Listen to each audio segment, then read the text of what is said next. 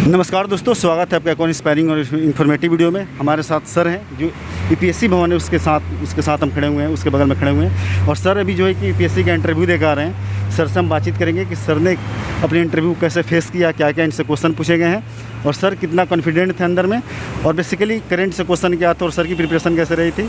Sir सबसे पहले बहुत बहुत बधाई कि यूपीएससी में शामिल है। Thank you sir. सर आपका बेसिक इंट्रोडक्शन, आपका नाम क्या है? मेरा नाम सोनू जिंदल है। मैं राजस्थान के हनुमानगढ़ डिस्ट्रिक्ट से हूँ। मैंने मैकेनिकल इंजीनियरिंग से ग्रेजुएशन किया है और अभी ये सिविल सर्विसेज मेरा चौथा अटैम्प्ट था। ओके सर, इंटरव्यू कौन सा था आपका? ये फर्स्ट टाइम मैंने इंटरव्यू दिया। ओके सर, आपका मीडियम क्या रहा है? हिंदी मीडियम से मैंने इंटरव्यू दिया। ओके सर, ओवरऑल सर कैसा माहौल रहा था अंदर में?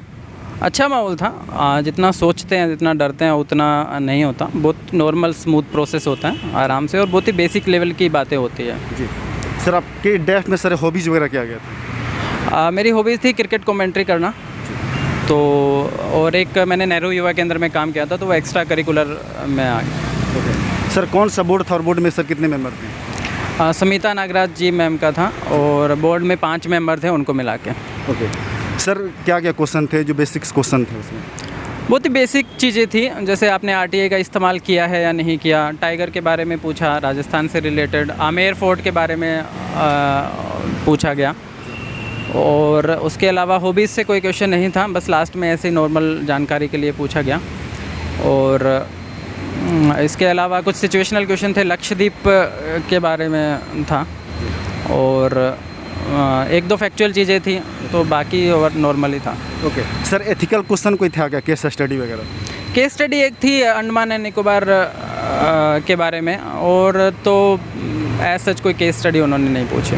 ओके सर, आपने इंटरव्यू की प्रिपरेशन कैसे किया था? मैंने इंटरव्यू के लिए बेसिक चीज़ें की इंटरनेट से ही, उसके बाद मैंने न्यूज़पेपर पढ़ा और मॉक दिए, और जो फीडबैक आया उसको थोड़ा बहुत इम्प्रूव किया, बस। ओके सर, कहा ये जाता है कि जो इंटरव्यू देने जाता है उसके बेसिक चीज़ें बहुत पूछी जाती है जहाँ से बिलोंग करता है, तो सर ऐसा कुछ था क्या? क्या क्या क्वेश्चन बेसिक में से पूछा गया? बेसिक से राजस्थान से रिलेटेड चीज़ें पूछी गई थी, प्रोजेक्ट टाइगर के बारे में पूछा गया था, और हनुमानगढ़ के बारे में 1-2 चीज़ें पूछी गई थी। ज़्यादा बेसिक से नहीं पूछा, गांव के बारे में या आरटीआई के बारे में पूछा गया था। ओके सर, आपका ऑप्शनल सब्जेक्ट क्या रहा है, उससे क्या क्या क्वेश्चन थे? ऑप्शनल सब्जेक्ट मेरा सोशियोलॉजी है। मेरे को नेशन स्टेट के बारे में पूछा गया था, एक गांधी जी के गांव के आइडिया के बारे में पूछा गया था। ओके सर, ऐसा कोई क्वेश्चन था जिसमें आप बहुत अनकम्फर्टेबल फील कर रहे हो और जिसका जवाब आप शायद नहीं दे पाए हों? सर प्रोजेक्ट टाइगर था, मुझे याद नहीं था, तो मैंने साफ मना कर दिया कि इसमें मेरे को कुछ पता नहीं है, तो उन्होंने दूसरा चेंज कर लिया। ओके सर, आपको ऐसा लगा कभी कि नर्वस मैं फील कर रहा हूँ? ऐसा नहीं, नर्वसनेस कहीं भी नहीं थी। ओके, कोई ऐसा नर्वसनेस वाला सीन नहीं। सर आपको बहुत लोग सुन रहे हैं यूट्यूब पे और वो मतलब कि तैयारी कर रहे होंगे, मतलब एस्पिरेंट होंगे और स्टूडेंट होंगे, सर उनको क्या कहना चाहेंगे आप? यूपीएससी के लिए? जी, यूपीएससी के लिए तो यही है कि आपको इस एग्ज़ाम में मेहनत करनी पड़ती है विद कामनेस।